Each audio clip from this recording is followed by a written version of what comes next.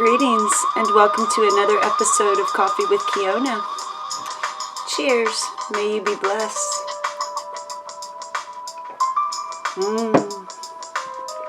Okay, so today I would like to talk to you about this culture of fear in which we find ourselves. I have been cruising through Facebook today, which is rare, and my news feed is full of magic and beauty and love. But when I look through other news feeds within Facebook, I see a tremendous amount of jaded cynicism, fear, darkness, pain. And to me, these are things that simply need to be confronted and purged. We need to transcend this culture of fear and sort of look at the world like a loving parent whose child has a serious medical problem or a serious psychological problem. You know, our culture is a sociopath. Our culture has no empathy if you look at it from that culture of fear. And so we need to engage in the process of retraining ourselves to cope and transition out of that way of being. And a lot of people who I really think of as conscious people are very tired of this battle. And they're saying, come on, people, you should be awake by now. If you were awake, you wouldn't consent to this. You're not really awake. You're not really aware. You're not really living your words. You're not really walking your talk. And the fact is, from my perspective, we are walking consciously. We are growing our gardens. We are homeschooling our children. We are refusing the medical establishment.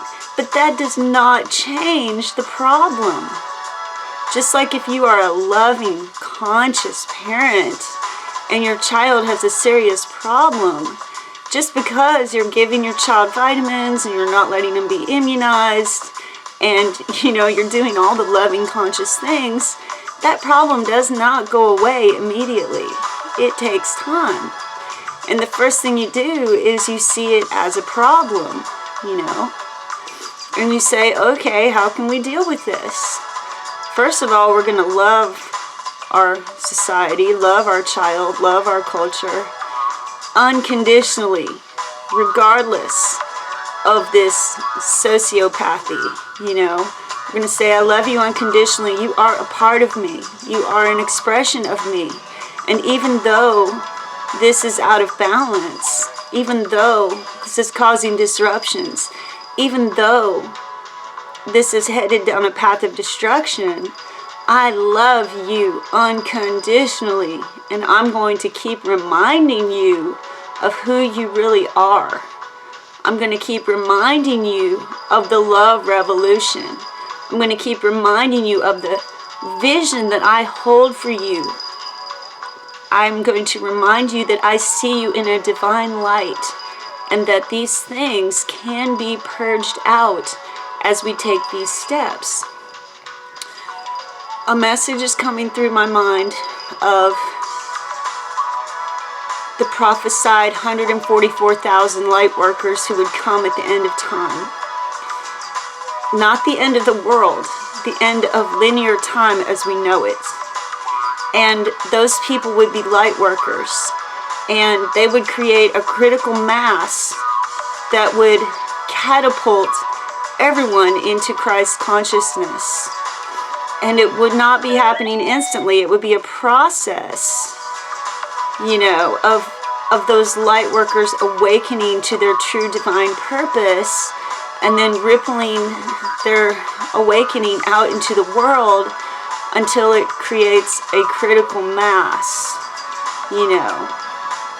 Like, let's say the culture is on fire. Babylon is burning.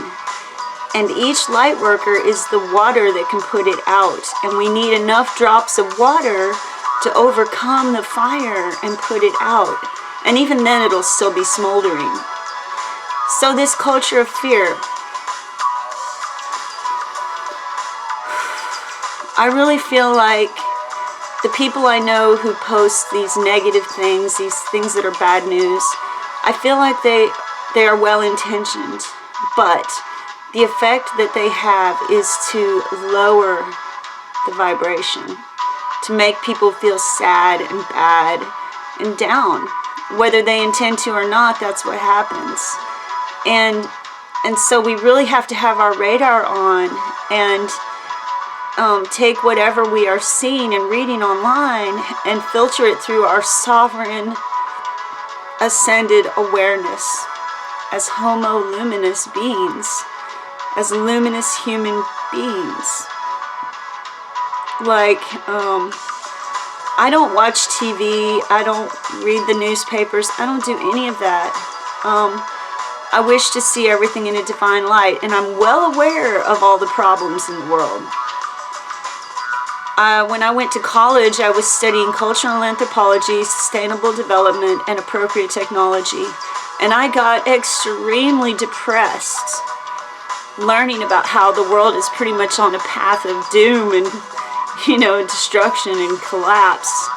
And I actually dropped out of college at that time because I was so tainted by this negative viewpoint, and so I stay away from all that bad news. So I'm seeing a lot of stuff about Donald Trump, and I'm sure it's very true. And you can unfriend me, unsubscribe, and unwatch this right now if you are triggered by it, by me talking about it. But if it can catalyze you, then keep watching. So when we tune in to those negative perceptions of Trump and his administration as this neo-Nazi fascist villain who's just going to destroy everything, it does not help anything. What does it help? I already went through that in the Bush administration.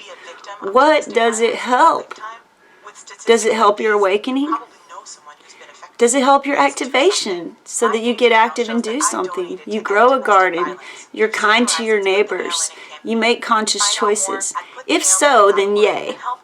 If not, if it just makes you jaded and cynical and you succumb to the culture of fear and, you're negative and dark, then you're not doing anything to put out that fire. But if you are activated, then I don't think it's realistic to expect everyone to wake up at the same time and culture to transform immediately. It just does not work that way in this dimension of reality.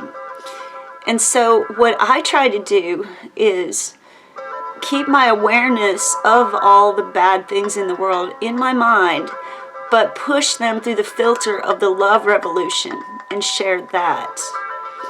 And say, the world is in fact bathed in magic and beauty and love.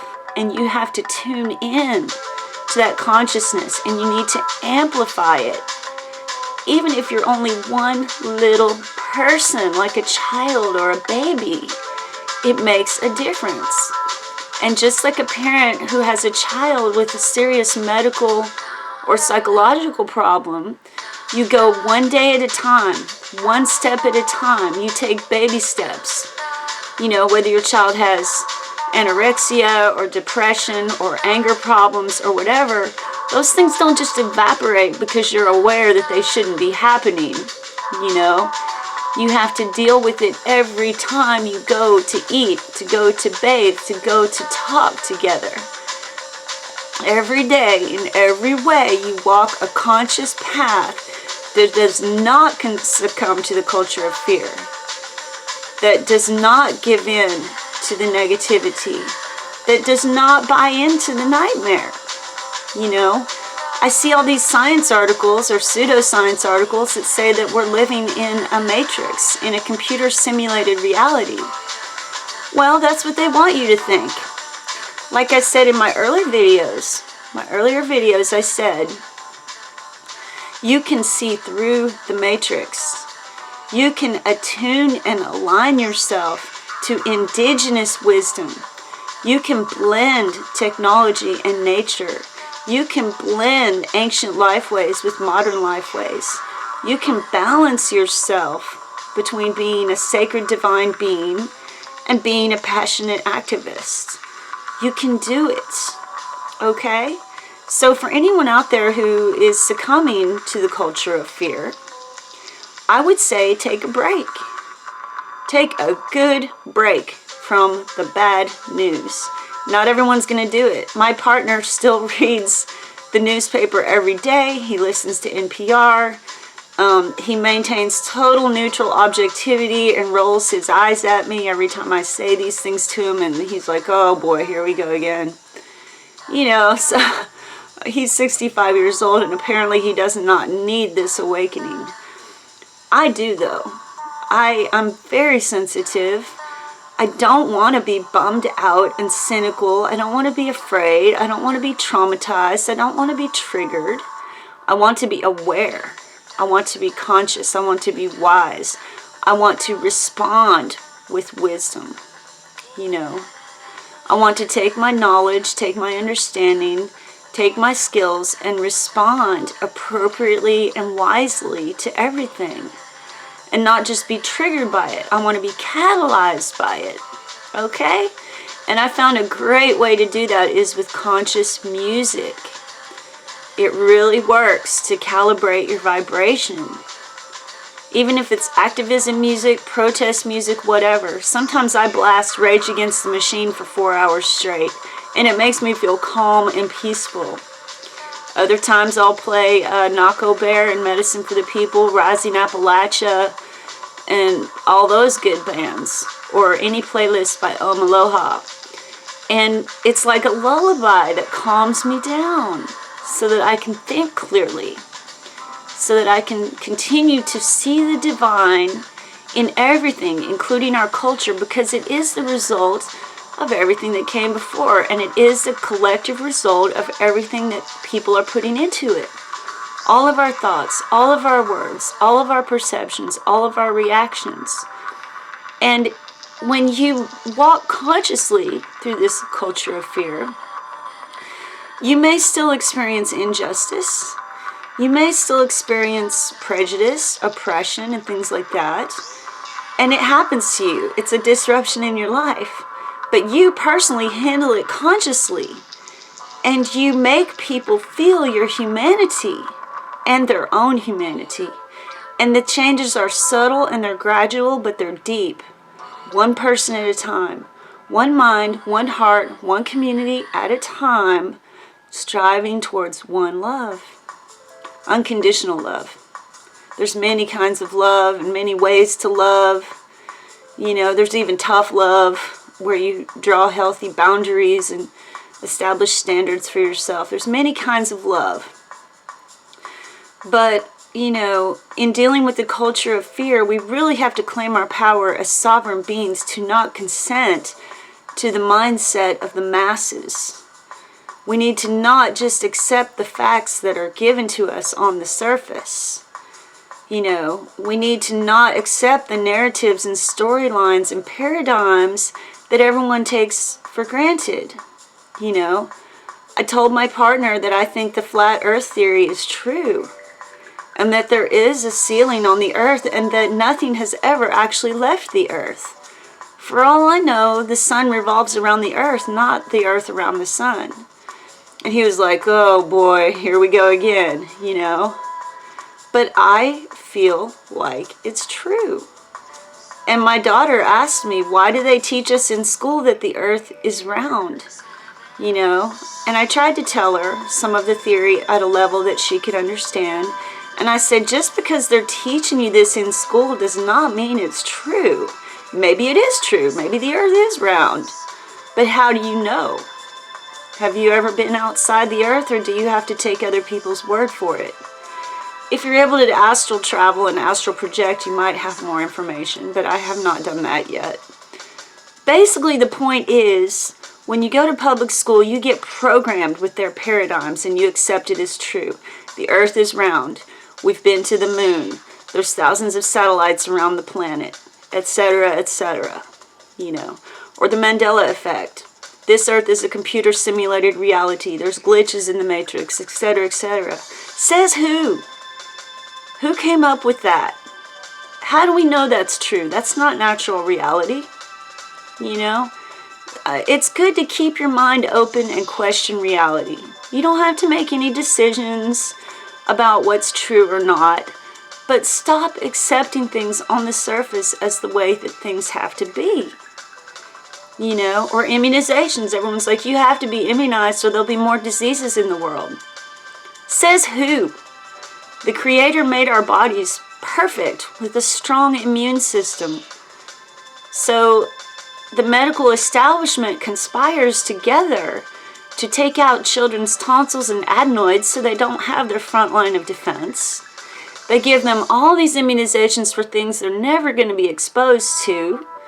And then from then on, they have asthma, they have allergies, you know, they have all these problems. They're never sick a day in their life until they get immunized.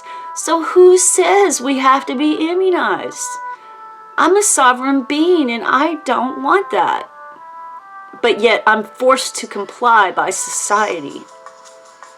But I maintain my sovereignty, you know. So don't be afraid. Don't believe the hype, okay? Just because you see it online does not mean it's real or true. Don't let your mind ingest bad trips, you know, bad art. It's like a virus. Human thought is like a virus that spreads and multiplies. Keep yourself clean and pure and healthy so that you can consciously choose what you believe and how you believe it, and try to choose things that are for the highest good. And I strongly encourage getting close to the earth and striving for balance in your life. And we all stumble many times a day, and my partner always reminds me that happened because you're not in balance. You're out of balance. Bring yourself back into balance. Bring yourself back into right relationship. So even though I'm aware and I have these wisdoms and I have this experience and I've done this spiritual growth work, I still struggle in my journey, but I do it consciously, you know, and you have to awaken out of the sleepwalking that's been induced by this culture of fear. You have to awaken. You have to raise your awareness in each aspect of your life. And then you need to activate yourself to choose things that are in alignment with your values and principles. And that is the ascension process of purging out what no longer works and moving towards what does work, which naturally leads to some kind of abundance, even if it's just finding quarters on the sidewalk or meeting nice people. And it builds. And gradually we shift our reality.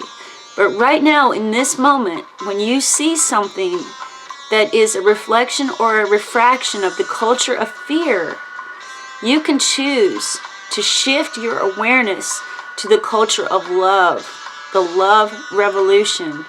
If you don't know much about it, look up Matt Kahn. He's an awesome teacher. He channels messages that are so powerful. And he teaches about the love revolution. And I strongly encourage you to look him up and study his stuff. So that concludes the message for today. I hope you are blessed with synchronicities and clues and inner strength and reminders of the good side of life, and that you can strengthen that and amplify it. You know, someone on Facebook this morning asked that all prayer warriors pray for her family right now, and they're living in fear. And this is basically the prayer that I said. All threats against this family, this human family, are now rendered lost, impotent, scattered, and broken. No weapon formed against this family now can prosper.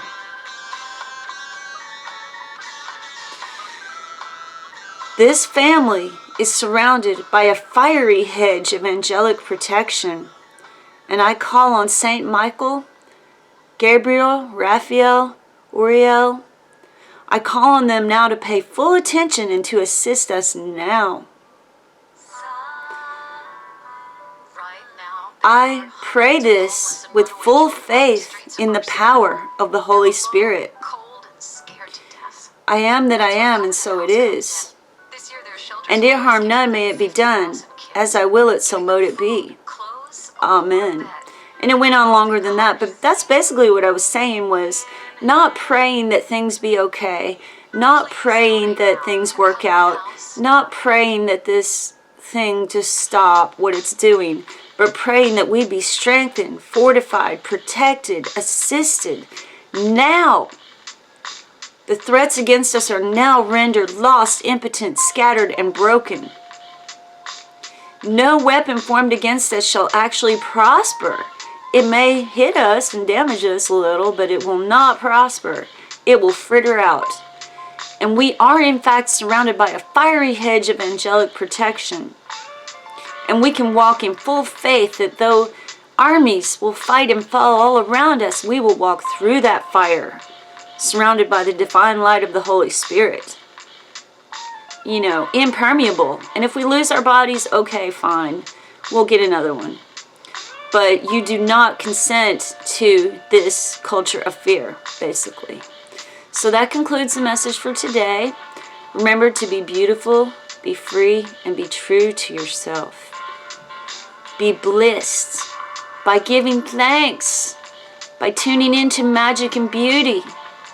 And be blessed by blessing others in the world and yourself. And as you go through your day, take care and take it easy. Don't get wrapped up in the culture of fear, okay? And until I talk to you again, namaste and blessed be.